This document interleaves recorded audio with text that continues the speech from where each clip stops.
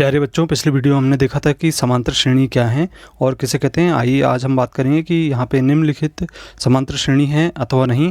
तो इसके लिए हम पहला प्रश्न देख रहे हैं। प्रत्येक किलोमीटर के बाद का टैक्सी का किराया, जबकि प्रथम किलोमीटर के लिए किराया 15 रुपये है और प्रत्येक अतिरिक्त किलोमीटर के लिए किराया 8 रुपये है। कथन के अनुसार यहाँ सबसे पहले हम मान लेते हैं कि टैक्सी का पहले किलोमीटर का किराया 15 रुपये है। इसके बाद प्रत्येक किलोमीटर का किराया हमको 8 रुपये के हिसाब से देना होगा। इसे हम कुछ इस प्रकार से समझ सकते हैं। मान लेते हैं कि ये ए स्थान से टैक्सी चलना प्रारंभ करती है, बी तक 1 किलोमीटर है, सी तक 2 किलोमीटर, डी तक 3, ई तक 4, एफ तक 5, इस तरीके से दूरी बढ़ते जाएगी।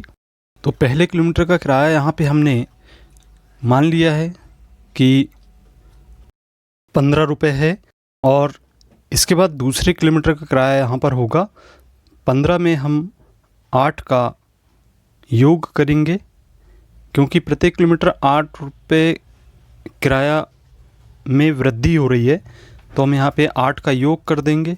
इसी प्रकार से तीसरे किलोमीटर में हम 15 धन 2 गुणित 8 लिखेंगे, क्योंकि पहले किलोमीटर को छोड़ के 2 किलोमीटर शेष बचते हैं। इसी तरीके से हम चौथे किलोमीटर का किराया लिखेंगे 15 धन 3 गुणित 8। इसके बाद हम 5वें किलोमीटर का किराया भी इसी प्रकार से लिख देंगे 15 धन 4 गुणित 8। तो इस प्रकार से हमने देखा कि किराया क्रम से यहाँ पे 15 और फिर हमने इसको सरल किए तो 23 हो गया। तीसरे किलोमीटर में सरल किए तो सरल करने पर हमें यहाँ पर मिलेगा 31। इसके बाद हम सरल करेंगे तो हमें प्राप्त होगा 39।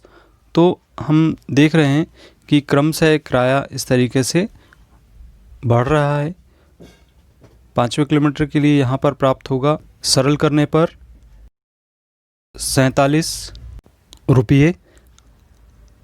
अतः हम कहेंगे कि क्योंकि लगातार एक ही संख्या 8 की यहाँ पर वृद्धि हो रही है तो सूची समांतर श्रेणी बना रही है, जिसका प्रथम पद ए बराबर 15 तथा सार्वंतर डी बराबर 8 है।